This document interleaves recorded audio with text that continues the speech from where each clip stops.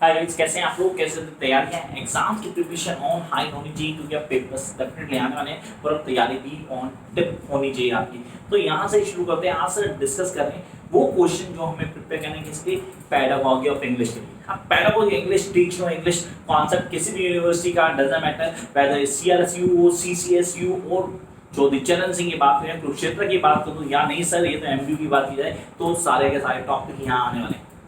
तो आपको जब आप प्रिपरेशन करें पेडागॉजी इंग्लिश तो कौन से क्वेश्चन तैयार करें वो यहाँ डिस्कस करेंगे और पूरा ऑन टिप कर देना यार कि ये क्वेश्चन हमें सारे answer from the beginning till the last. शुरू करें क्लास को तो पहले काम करो, चैनल को सब्सक्राइब कर लो। अगर सब्सक्राइब नहीं तो बीएड के लिए इससे बढ़िया कुछ नहीं होने वाला। चैनल को सब्सक्राइब करना, हाँ ज्यादा बात ये देखो मुझे फॉलो करना है तो इंस्टा पे तो please do follow me at the Insta by the name of class Rahul. Let's start the class. The first thing we are having is all about pedagogy of English. Somebody says sir we are having a teacher of English. No problem. You guys can follow this video और इन topics को on tip कर लेंगे। किसी को doubt होता है, कोई topic clear नहीं हो रहा, कमेंट बॉक्स में आओ, कमेंट करो, मैं डेफिनेटली आपको सॉल्यूशन दूंगा उसका। First short notes. हम सब जानते हैं कि पेपर है सर कंफर्म आना है शॉर्ट नोट, तो शॉर्ट नोट तो पहली अप्रोच होनी चाहिए हमारी। तो यहाँ बात करते हैं किसी शॉर्ट नोट की। तो first short note, importance of language. जो पहली चीज सबसे पहले ध्यान दिया हमें दैट इज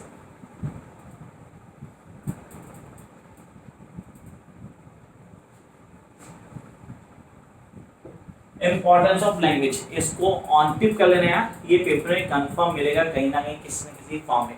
तो फंक्शन लैंग्वेज इसका पार्ट होता है, आप क्लियर करेंगे। कम next one, importance of multilingual approach. What is the multilingual approach? दो bilingual, multilingual. Yes, we know more than two languages being used in state of place. तो आपने कहा सर वहां बोलते हैं multilingual approach। तो सेकंड आ गया importance of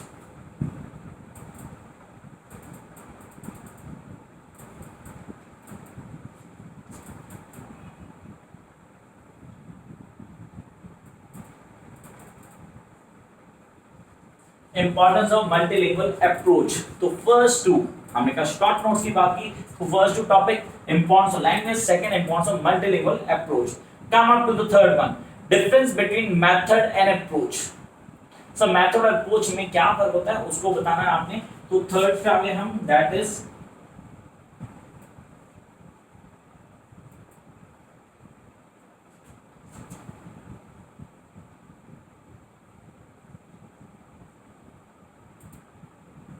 difference between method and approach. So first three, importance of language, importance of multilingual approach, difference between method and approach. Come up to the fourth, that is micro teaching. Guys please make sure कि micro teaching या macro teaching दोनों दिमाग में होनी चाहिए। ये question में paper में आएगी या आएगी।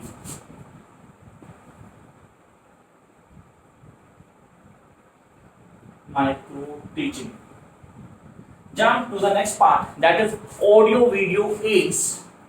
ये क्वेश्चन क्या फुल फ्लेज आ सकता है सर? 16 नंबर क्वेश्चन आ सकता है ऑडियो वीडियो एड का, बिल्कुल आ सकता है। आया भी आप चेक कर देखो प्लीज। तो यहाँ आ गए हम audio video ads.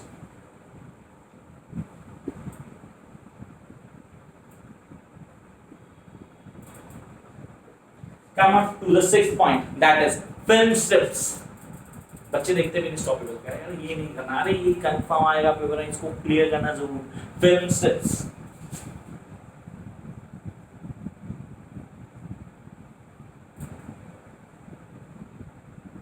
come up to the seventh part. What do you mean by the seventh? Say expected as कौन सा होगा? Remedial teaching।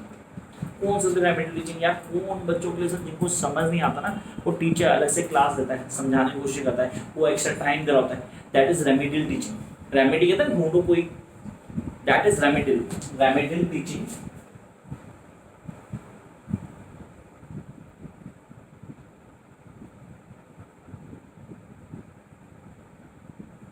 remedial teaching. Come up to the next one, that is number 8 and the last short notes for all of you guys, and that is not other than the intensive and extensive reading. So what is intensive and extensive reading? ये होती कैसे concept है? Video देखो, सारे topics video में डालूंगी यार। इससे मैंने कहा था क्लास शुरू करते ही चैनल को सब्सक्राइब करना, सारे आंसर मिलेंगे आपको। तो intensive and extensive reading,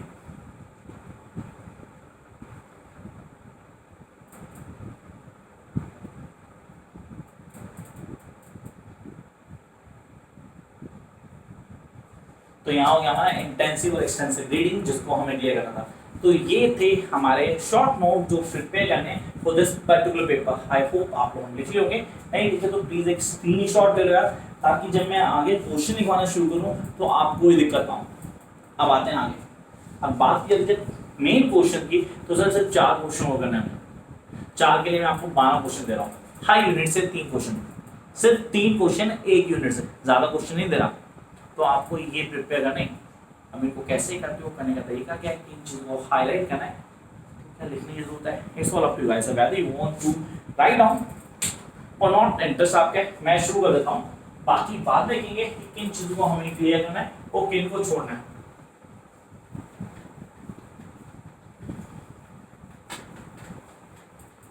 So come up to the main point, that is unit 1 question। Sir सबसे पहले unit 1 की बात करते हैं।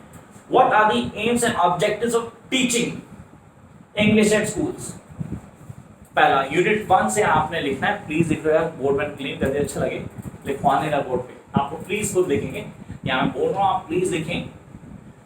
Unit 1 question number 1, what are the aims and objectives? I repeat, aims and objectives of teaching English at schools। तो आपने कहा unit 1 first one, aims and objectives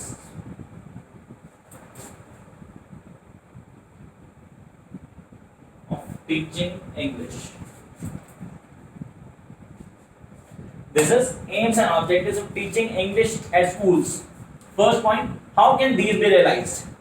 भाई कैसे रियलाइज किया जा सकता है, कैसे इनको अचीव किया जा सकता है। तो फर्स्ट क्वेश्चन हो गया। तो मैंने क्वेश्चन पूरा लिखा नहीं, मैंने हाँ आपको क्लियर हो जाए, समझ में आ जाए कि क्या टॉपिक था, वो रह जाएगा। तो aims and objectives of teaching English at schools and how these objectives can be realised, इसको कैसे अचीव किया जा सकता है। Come up to the second question, explain inductive and deductive method of teaching. Again इसकी वीडियो भी है, इसकी भी थी यार। तो आपने कहा नेक्स्ट आ गया inductive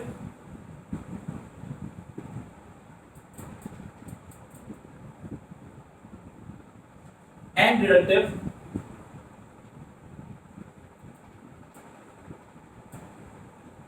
method of teaching। So the second one, what do you mean by inductive and deductive method of teaching? इसका एग्जांपल देंगे तो ज्यादा बेटर रहेगा, कि इंटेंस पड़ेगा और वो आपके लिए पॉजिटिव काम करने वाला है। Come to the next point, we are having question number 3, what is philosophical, what is philosophical, social and psychological approach of language acquisition? Sir अगर इसको ध्यान देखें तो यही क्वेश्चन मैं बात करता हूँ जब मैं किसी और यूनिवर्सिटी का कोई और paper knowledge learning and communication की बात करता हूँ, वहां भी क्वेश्चन आता है, ये कंफर्म होता है क्वेश्चन, इसको क्लियर कर लेना। कह रहा what is the philosophical, social and psychological approach of language acquisition. So it's all about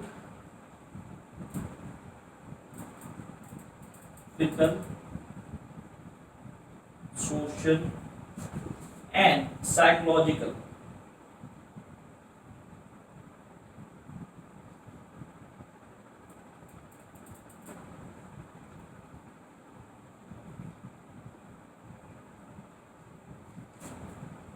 approach of language acquisition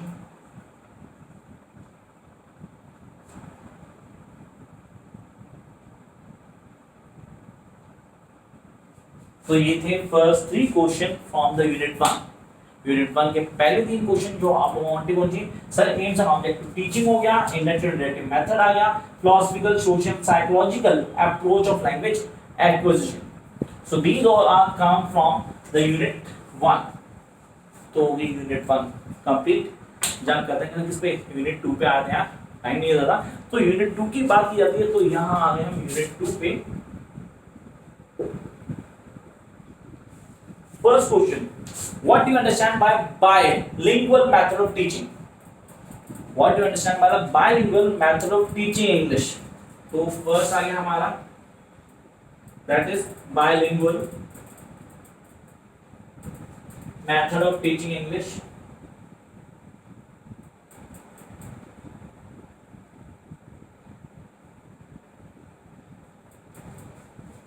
The bilingual method of teaching English, पहला क्वेश्चन ऑन टिप होना चाहिए, कंफर्म पेपर आने के chances हैं, ये तो हमें आना चाहिए। तो पहला हो गया question sir number 2। Jump to the question number 2। What is cooperative learning? यानी कोऑपरेटिव लर्निंग क्या है, पेपर में आने के चांस पूरे हैं, इसको ऑन टिप कर लेना। What is cooperative learning?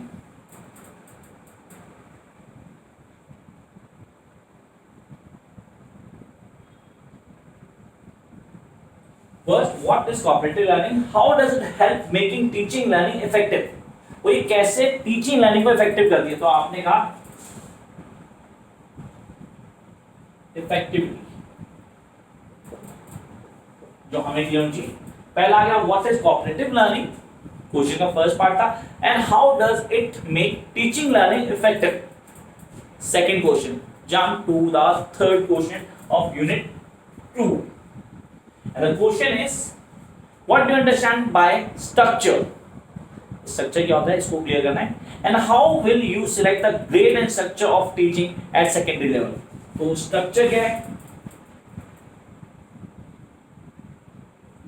and secondary level पे इसको कैसे ग्रेड करेंगे?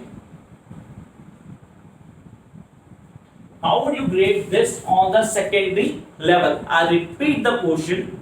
What do you understand by structure? Question mark. How will you select and grade the structure of teaching at secondary level?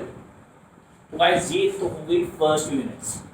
Now time to discuss the unit number 3. तो यहाँ पे हम बात करते हैं यूनिट नंबर 3 की, question number 1 from the unit number 3। तो यहाँ पे आता है question number 1, what is print media? Sir 100% chance paper में आएगा। What is print media? How the reading material to be beneficial in teaching learning process of language? तो print media पे question आना है।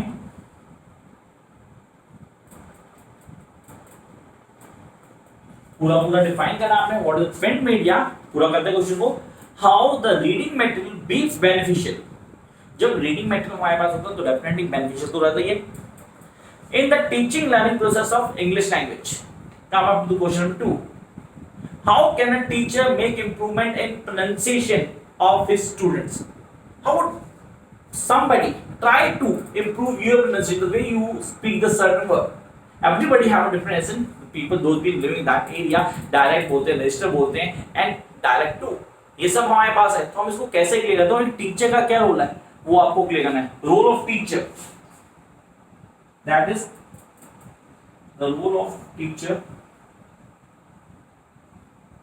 in improving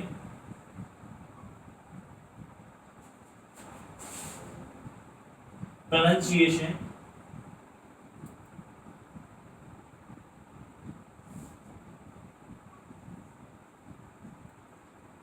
the role of teacher in improving pronunciation of his students, उसको पूरा clear करना है। Come up to the last question from this unit, that is what is gaming? Gaming क्या होता है?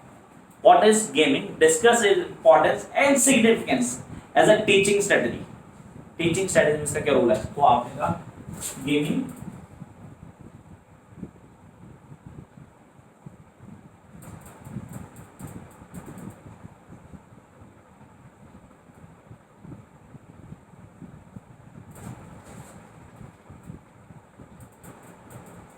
its significance in teaching.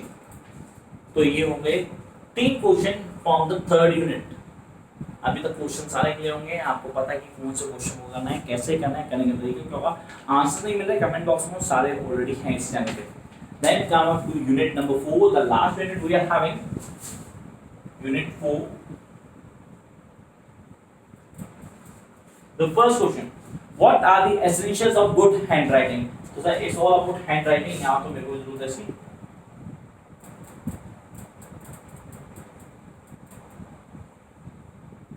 What are the essentials of good handwriting?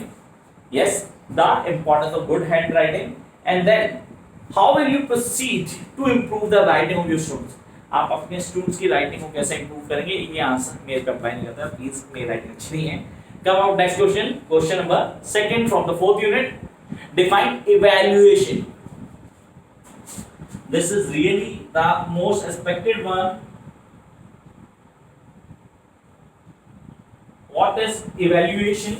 What is the significance of comprehensive and continuous evaluation? That is CCE. के significance को पूरा पूरा clear करना है आपने यहाँ पे, and then come up to the last question of this particular paper, that is what is peer evaluation.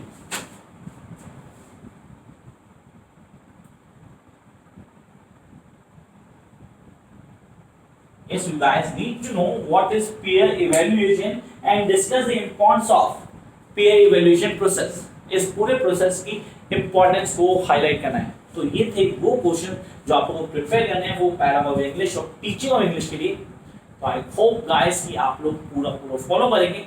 किसी तरह की कोई दिक्कत नहीं है, कोई प्रॉब्लम है तो guys you know the comment box is for you. आप मेरे को कमेंट करें, मैं डेफिनेटली आऊँगा आपके सॉल्यूशन लेके. Bye guys.